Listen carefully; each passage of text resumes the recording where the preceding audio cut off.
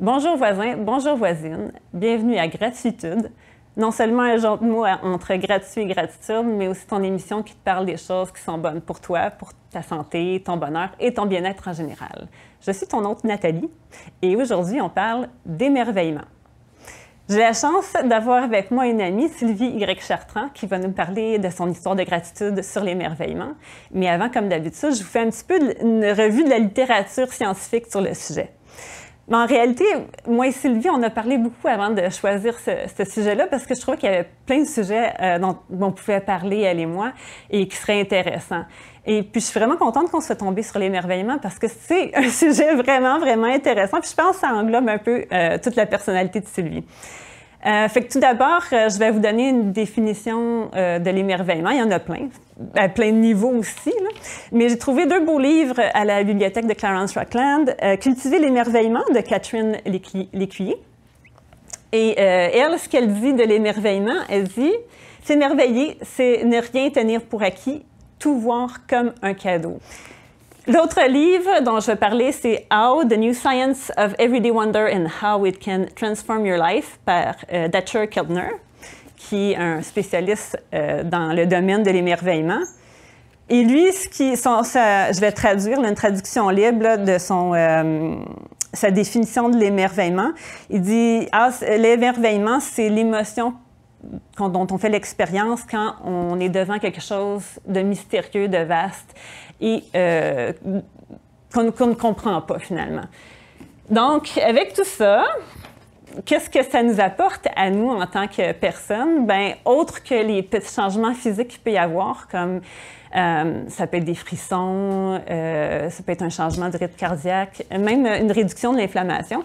Ça va être surtout des changements qui vont être plus psychologiques ou même moraux, si je pourrais dire. Le premier dont je vais parler, c'est la connexion. Donc, lorsqu'on est émerveillé, on a un sens d'être très petit par rapport à tout ce qui nous entoure et de faire part de quelque chose de beaucoup plus gros que nous. Et ça peut nous amener à changer nos valeurs, être moins matérialiste, avoir plus de bonté et de générosité. L'autre chose que ça nous apporte, c'est la curiosité. Donc, c'est une soif d'apprendre aussi, d'être émerveillé.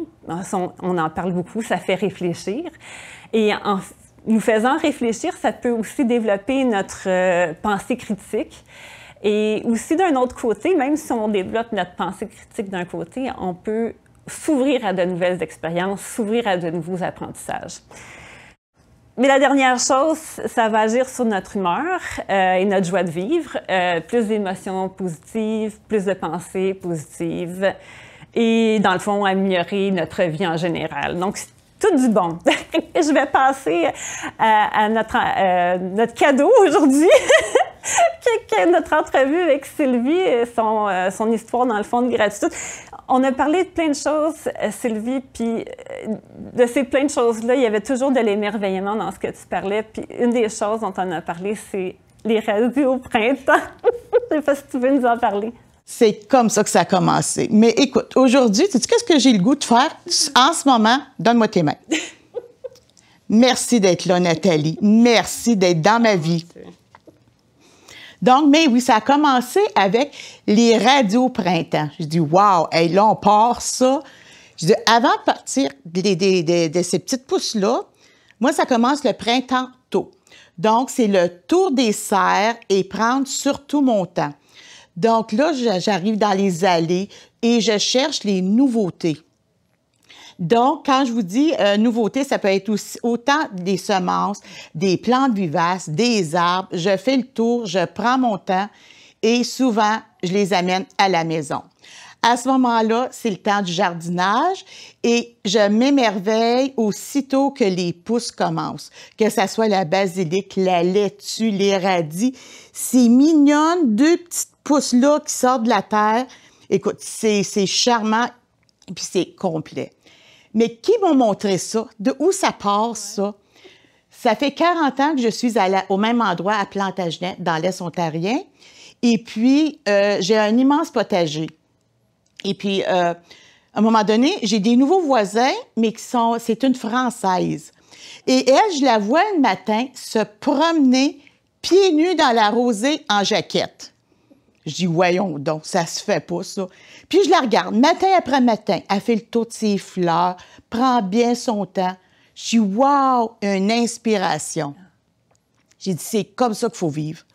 Donc, oui, c'est ça, ça a été vraiment un plus. Puis une autre petite anecdote aussi, j'ai eu la chance d'aller au Japon durant les cerisiers en fleurs. Hey, j'ai dit, wow, j'aimerais vivre ici à l'année longue, que ce soit les cerisiers en fleurs.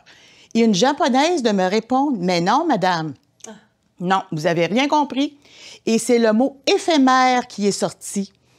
Il faut en profiter lorsque c'est là. 3 semaines, après ça, c'est fini. Donc, on est arrivé, c'était les bourgeons. Nous sommes partis 3 semaines après et c'était les pétales qui tombaient et c'était fini. Donc, maintenant, je me sens pratique. Mes fleurs vivaces, c'est à peu près ça, la durée de vie. 3 semaines. Donc, que ce soit le temps des crocus, que ce soit le temps des tulipes, de l'échinacée ou quoi que ce soit, éphémère, et c'est ça. Qu'on en profite quand c'est. Ah, c'est sûr, pleinement. C'est vrai, parce que sinon, il n'y a peut-être pas d'émerveillement si ça dure continuellement. C'est ça qu'elle m'a expliqué, la madame japonaise. Ta curiosité aussi est partout. Puis quand tu visites quelque part, que ce soit une place que tu n'as jamais vue ou une place que tu connais, tu as une façon de faire intéressante. Je ne sais pas si tu nous en parles. On sait que dans les grandes villes, hein, tout le monde va dans, c'est soit les musées, c'est soit les attraits touristiques importants. Ouais. Souvent, c'est les lieux les moins fréquentés, les moins connus qui sont les wow. Exemple, à Boston, j'avais mon petit livre. Ah, la première rue à Boston. Et je me suis rendue, c'était une petite mini-ruelle, toute en roche. Et puis, c'était tellement charmant. Et puis aussi, j'aime beaucoup l'architecture. Ça, l'architecture ancienne, j'aime beaucoup. Quand tu arrives dans une rue, et puis c'est les arbres qui se touchent. Ah, ça, c'est vraiment formidable pour moi. Que c'est aussi, juste s'asseoir dans un parc inconnu et regarder les gens aller. Ça aussi, c'est merveilleux. Aller dans un souk. Ça, c'est un marché, les odeurs et les couleurs. C'est formidable. C'est des odeurs que tu n'as pas par chez vous. Différentes épices et tout, puis même des fois, les gens nous permettent d'y goûter. Donc, c'est encore mieux. Un lever de soleil dans le désert, ça aussi, c'est vraiment bien. Surtout suivi la veille d'une tempête de sable. Nous, chez nous, on a des tempêtes de pluie, mais des tempêtes de neige, je veux dire, mais là, c'était une tempête de sable. Et le matin, au lever, ils ont dit, OK, on s'en va voir le lever du soleil. Je pourrais dire aussi, en Tanzanie, chez nous, dans nos arbres, qu'est-ce qu'on a dans nos arbres, Nathalie? Qu'est-ce que tu trouves dans ton... On a des feuilles, mais dans les arbres fruitiers, des fruits. On a des fruits, on a des pommes, des poires, des pêches. Bien, eux autres, en Tanzanie, ils ont des lions. Ah, donc, c'est tellement formidable. Puis, c'est pas beaucoup, là. Il y a un arbre au loin. Là, on se dirige en Jeep, puis là, on voit les lions se prélasser, carrément couchés sur des branches. Ça, c'est fantastique aussi.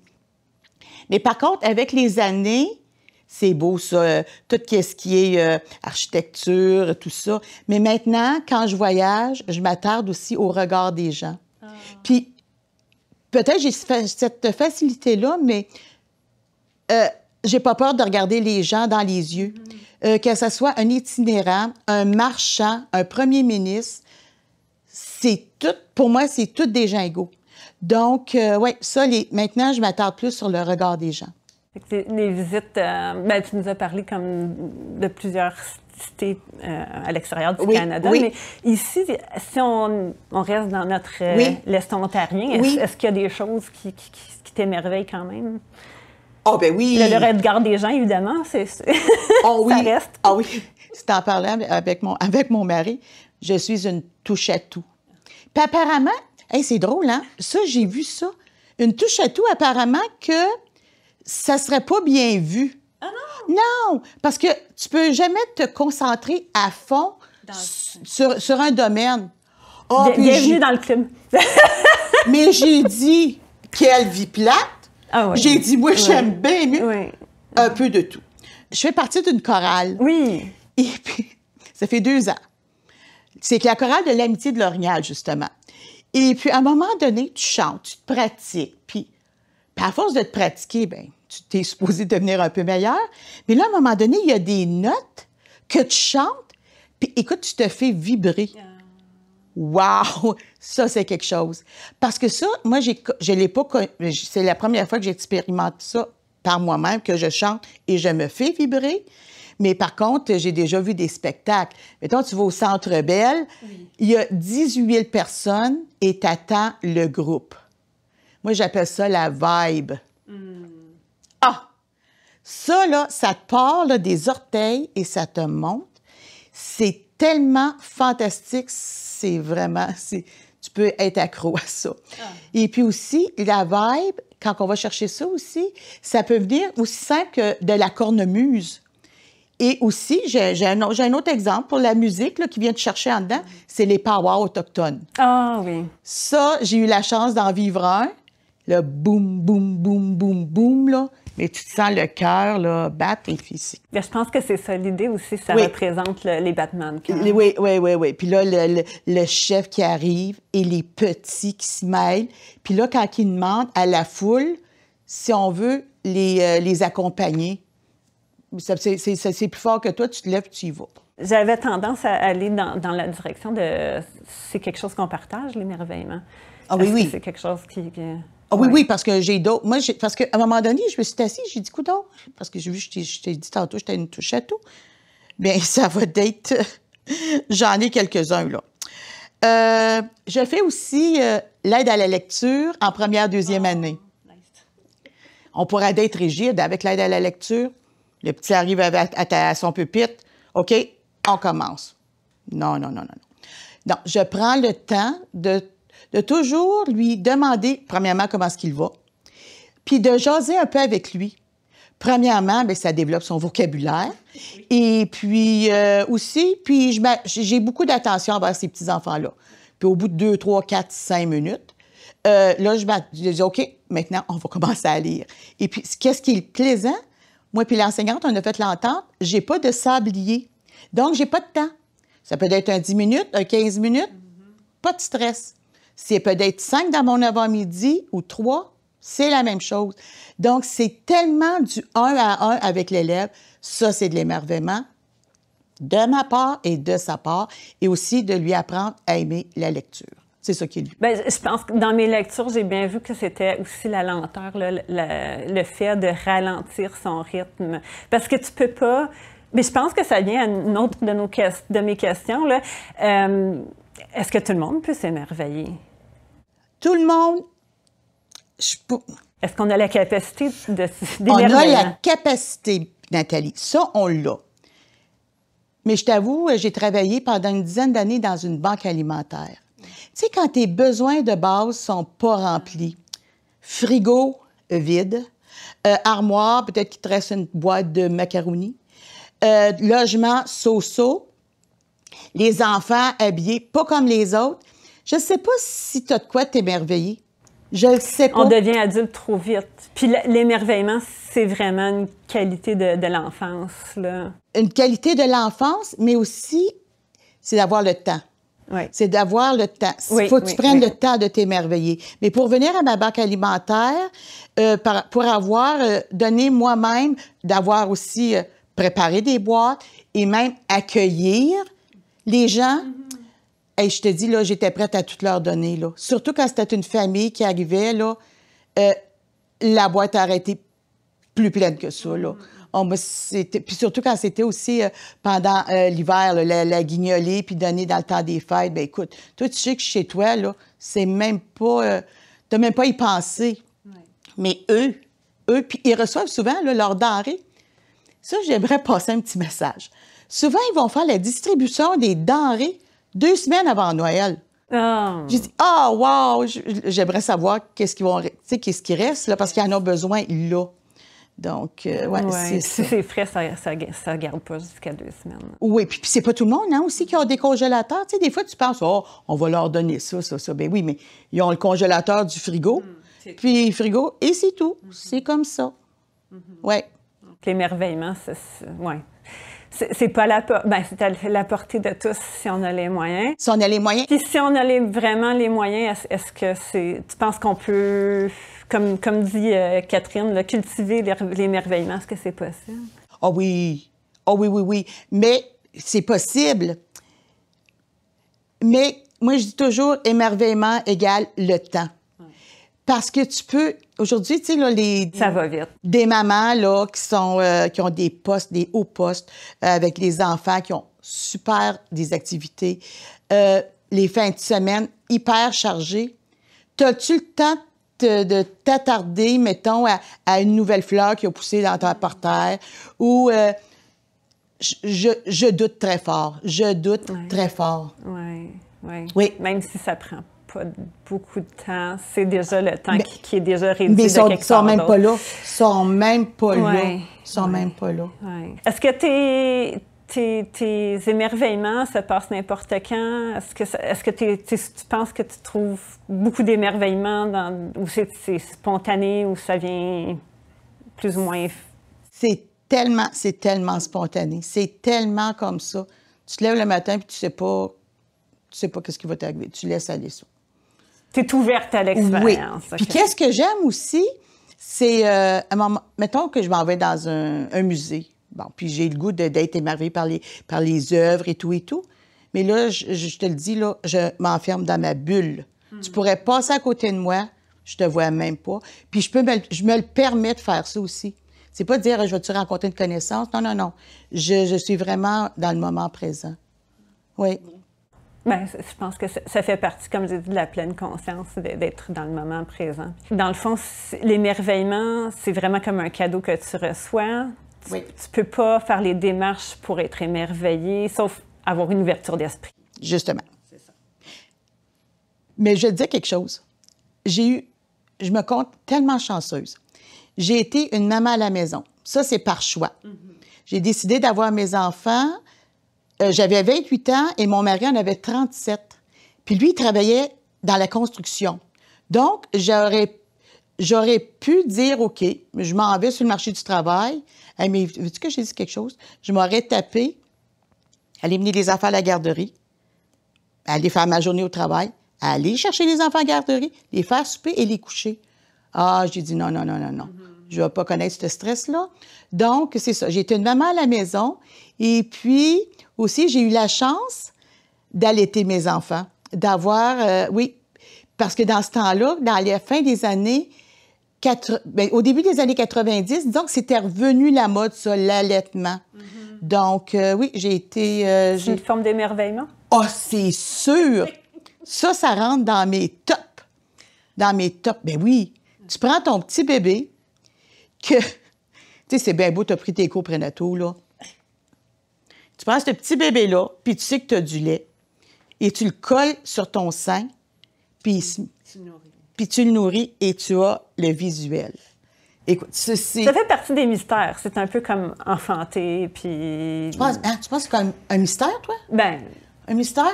Ben, un miracle, disons. Pas un mystère, mais... Ah, ouais? Tu prends ça de même?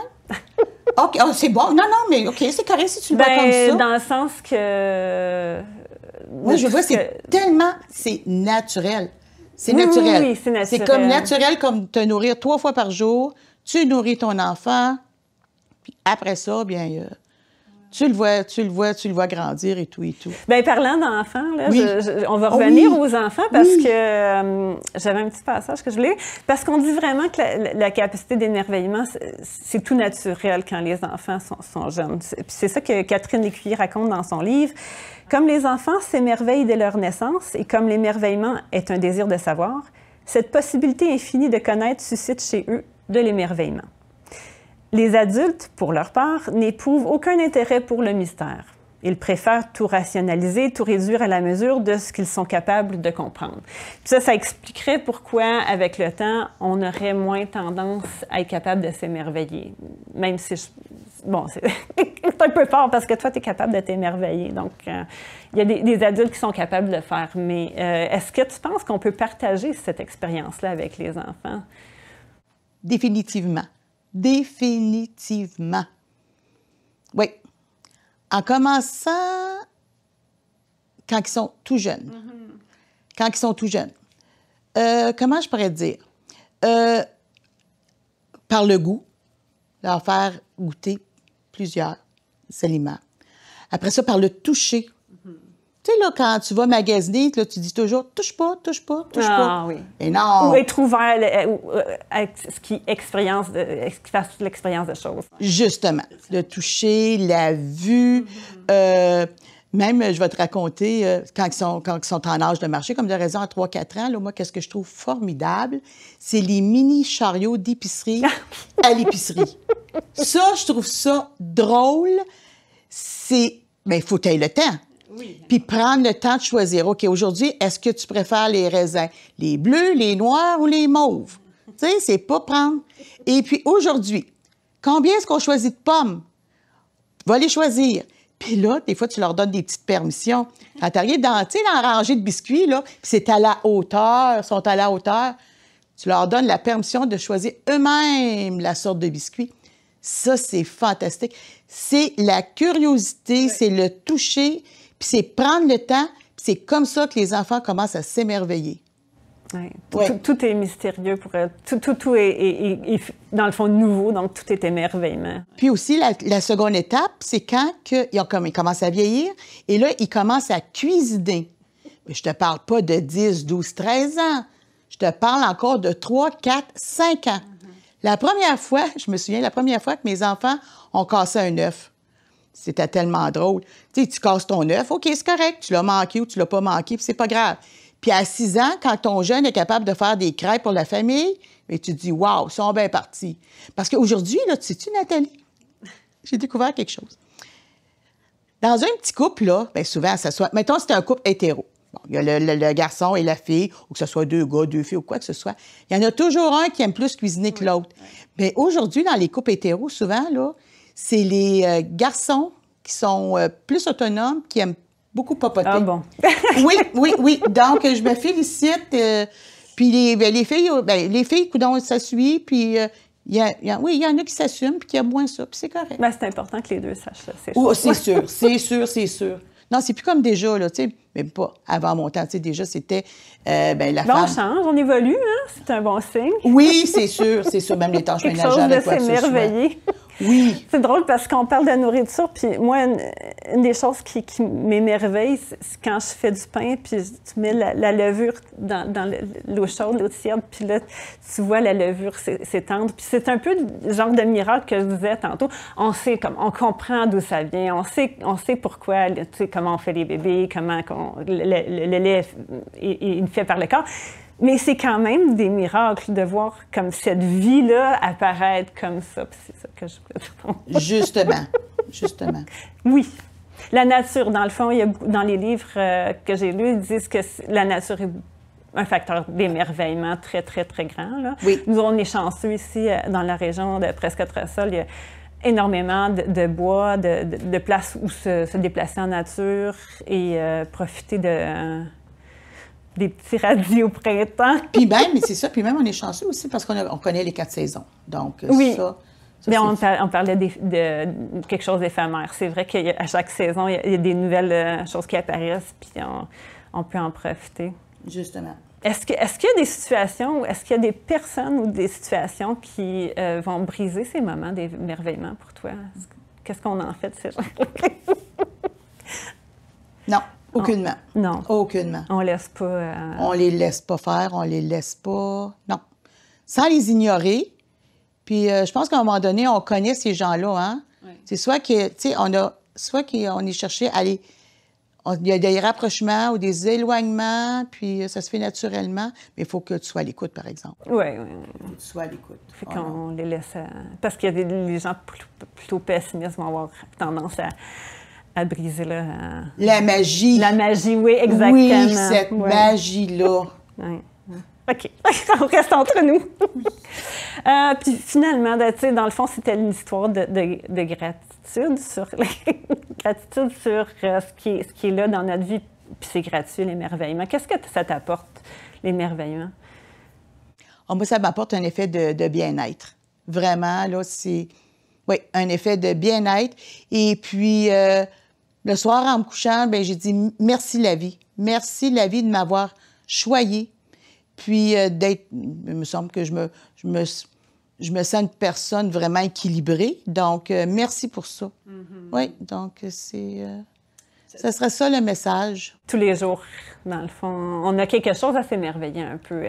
Même ne serait-ce que c'est pas comme quelque chose de spontané. On peut s'émerveiller devant la vie qu'on nous a donnée, qu'on chérit. Justement, Okay. Justement.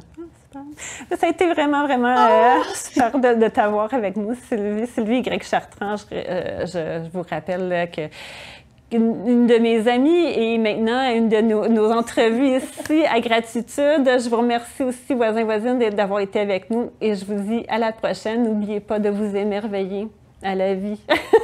À la prochaine. Merci.